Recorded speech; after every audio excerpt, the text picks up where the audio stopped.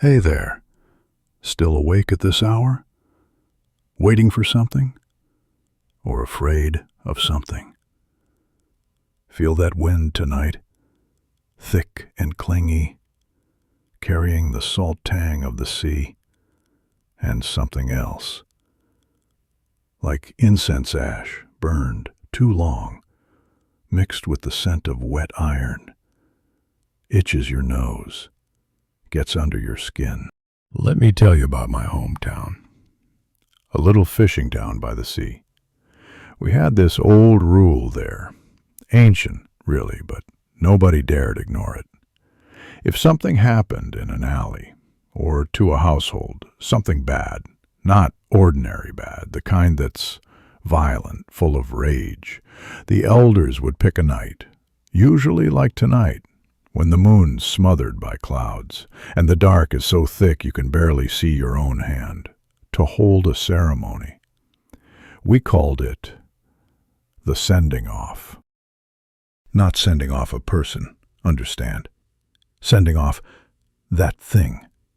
The one that died, wronged, furious, clinging to the spot it happened, maybe even wanting company. The procession was called the Spirit Procession. Rules? More than you could count. The biggest one. When you hear it coming, the brass bells, the footsteps, the low chanting. Stay indoors. Lock your doors. Shutter your windows. Never, ever look outside.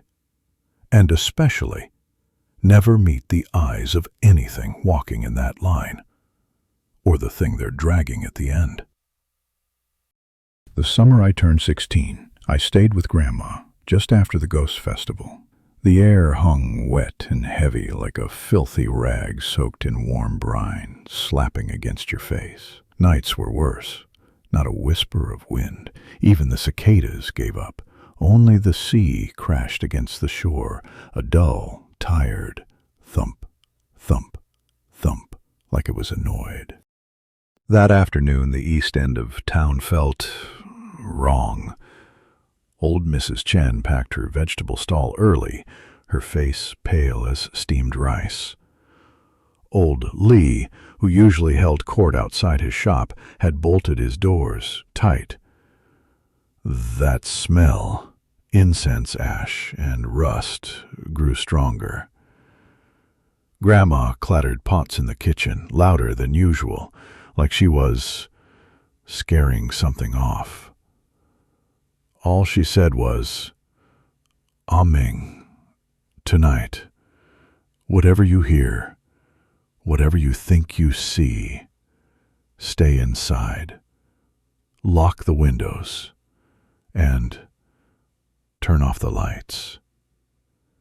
Her eyes held a fear I'd never seen. My heart? Dangling, like a worm on a hook. Time crawled. Near midnight, 11, Grandma went to bed.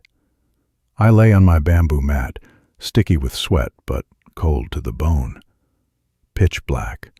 Only a sliver of not quite light seeped through the curtains. Silence roared in my ears. Just my own heartbeat. Thud, thud, thud, hammering against my ribs. Then the sounds began. Not suddenly. They oozed in. First, far off, a faint rasping, like gravel dragged over stone. Closer. Then, footsteps? Many footsteps, dragging, heavy. Schluck, schluck, schluck. Like boots slogging through mud. On the stones. On my nerves. Next, the bells. Not bright rings. Low, sick hums. Each one punched the air, thick as tar. My skin prickled with every toll. They were here, the Spirit Procession. My heart jammed into my throat. I froze, every muscle wired tight. Breath trapped in my lungs. Grandma's warning screamed in my skull. Don't look. Don't listen. Don't move. But human nature's a twisted thing.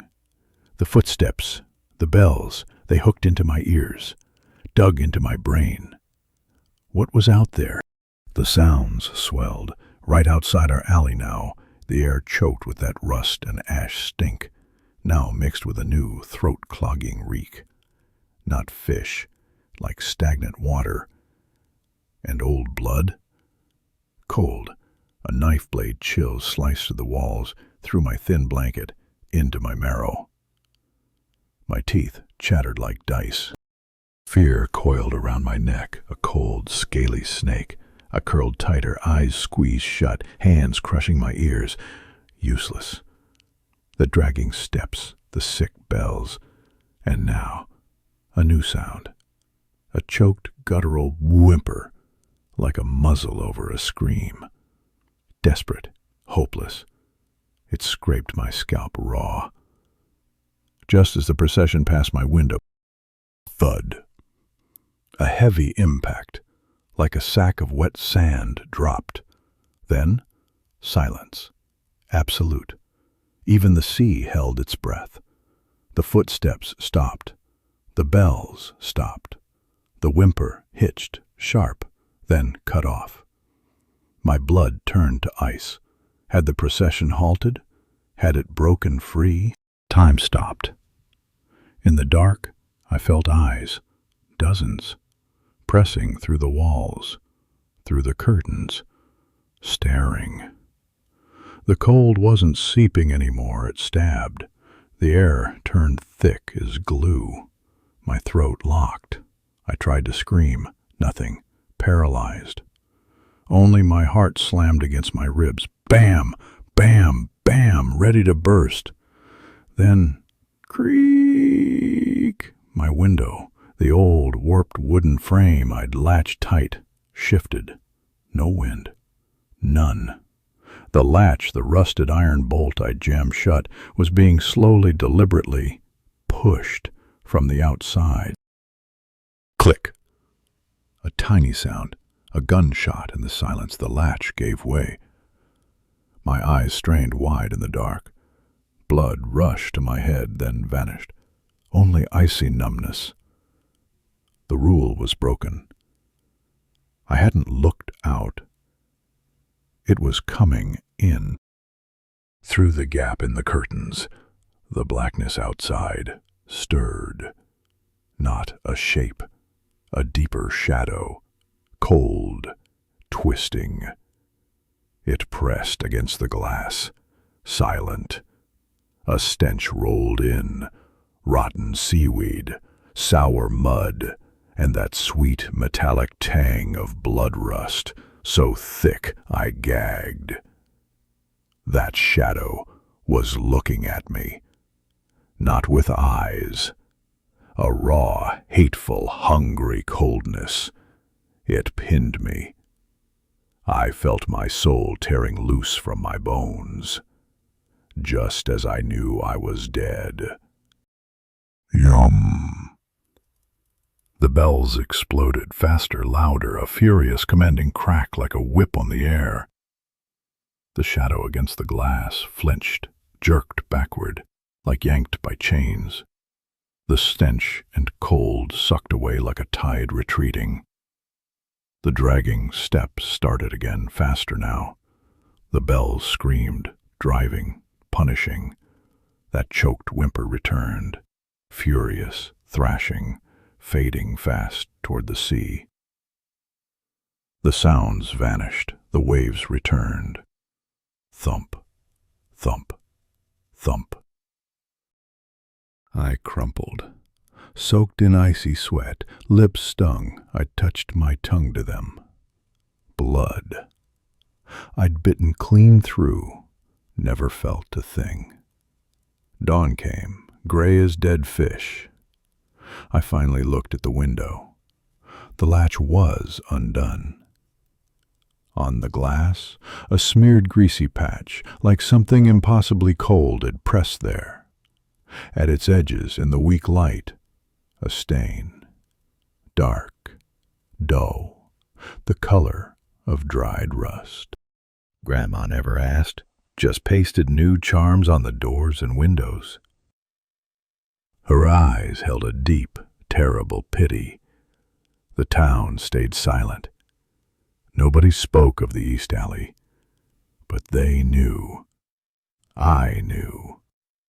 Since that night, I double-locked my windows, curtains sealed tight, no cracks, and I never go near an uncovered window after dark, because I know it was sent away. But was it sent far enough? What pressed against the glass that night?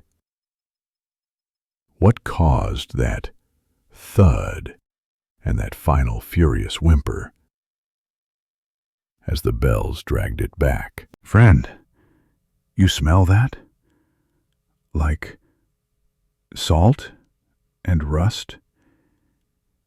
Your window, is it locked? Curtains drawn tight? Remember, some sights aren't meant to be seen. Some rules aren't meant to be broken, especially on nights they walk.